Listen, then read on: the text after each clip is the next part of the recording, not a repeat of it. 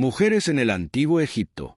En los anales de la historia humana, se observa un vaivén constante entre estructuras matriarcales y patriarcales, como si la humanidad, en su afán de encontrar un orden supremo, oscilara entre distintas concepciones del poder y la trascendencia.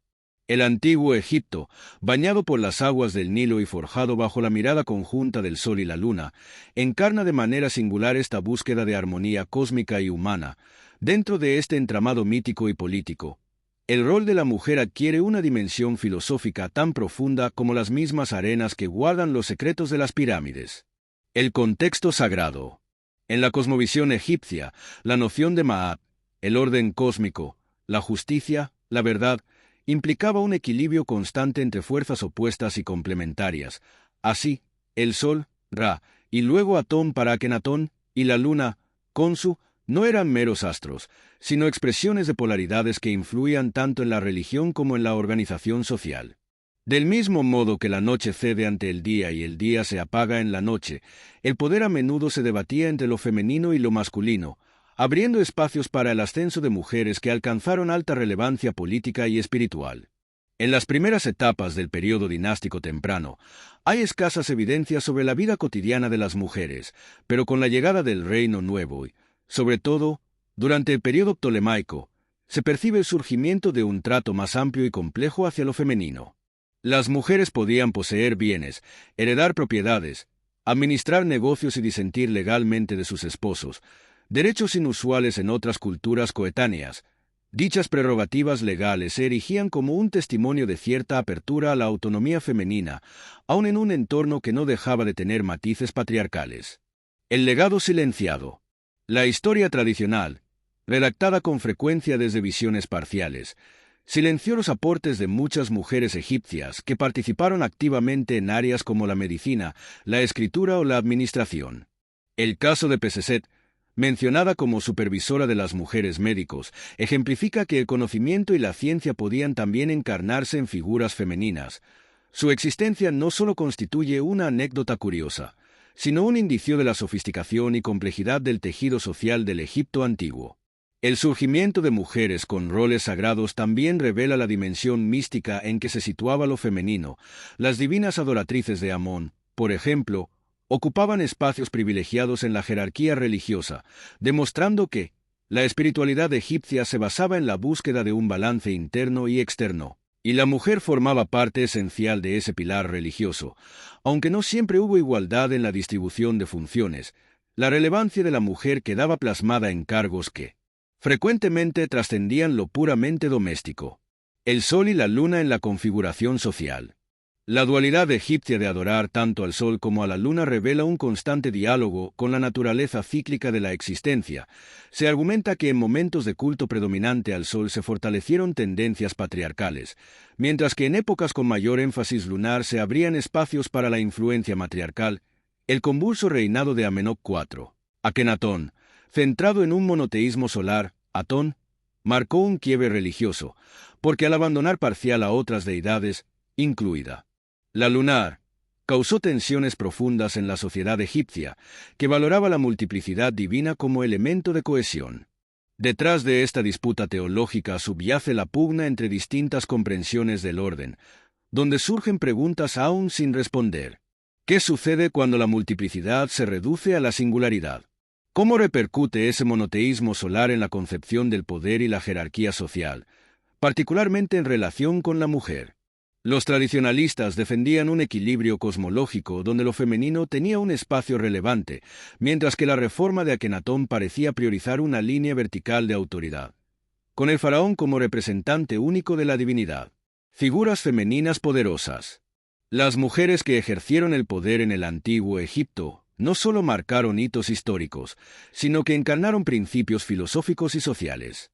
Hatshepsut, por ejemplo, gobernó en el siglo XV a.C.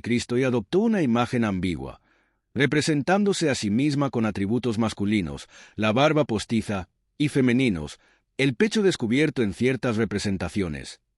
Esta ambivalencia pone de relieve la concepción egipcia de la realeza como un estado que trasciende la corporeidad e integra aspectos polares en la búsqueda de equilibrio.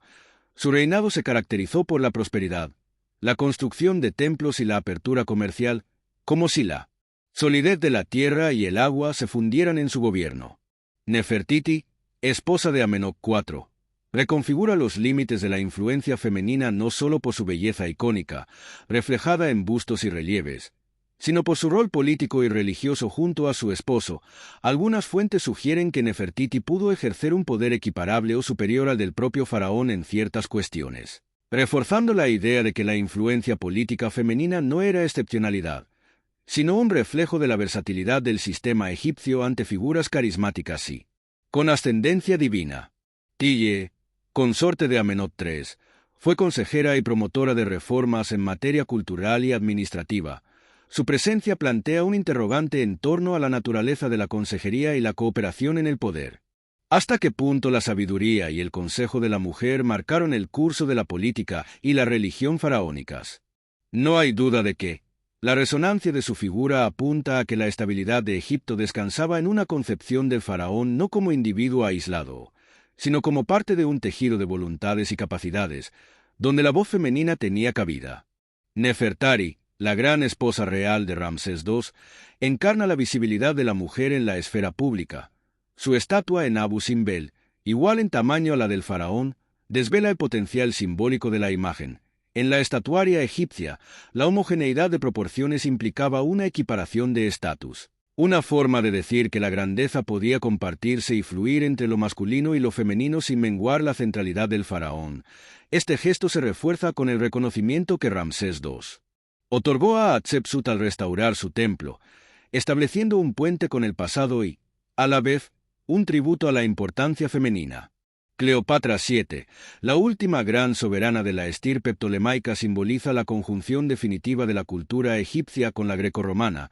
Su poliglotía, sus habilidades diplomáticas y su ingenio político ilustran el ideal filosófico de la mujer como depositaria de una racionalidad y sensibilidad aptas para gobernar. No solo como contención emocional del gobernante varón, el ascenso y la caída de Cleopatra, ligado a la expansión romana, encarna el ocaso de un Egipto independiente y la pérdida del protagonismo femenino en el gobierno, que perduró hasta tiempos modernos.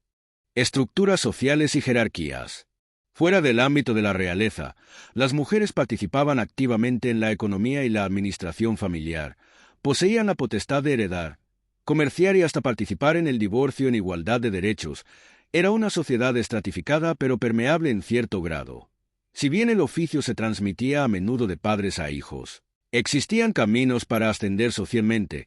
Las mujeres de familia real formaban parte del engranaje cortesano. Las sacerdotisas de alto rango gozaban de privilegios y exenciones fiscales, y las trabajadoras podían destacarse en el comercio local. El sacerdocio femenino, restringido a mujeres de élite, sugiere que el poder sagrado en Egipto requería una capacitación espiritual y administrativa.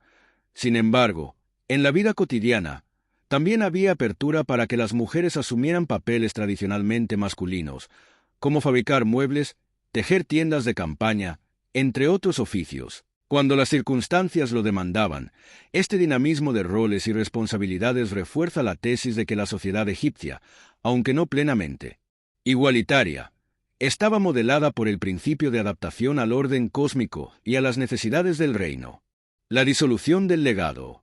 La conquista romana, tras la muerte de Cleopatra en el 30 a.C., inauguró un periodo que eclipsó la autonomía de Egipto y, con ello, redujo las posibilidades de que surgieran nuevas mujeres en posiciones similares de mando. La metamorfosis cultural hacia lo greco-egipcio y luego romano diluyó muchas de las tradiciones que favorecían la posición femenina.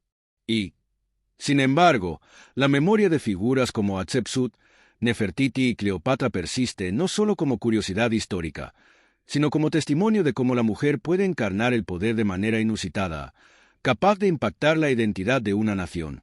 Su legado invita a repensar la relación entre género, poder, divinidad y sociedad. Si en el corazón de la cosmovisión egipcia habitaban el día y la noche, el sol y la luna, la masculinidad y la feminidad, ello nos habla de una concepción holística, de la realidad, donde ninguna fuerza subsiste sin su contraparte.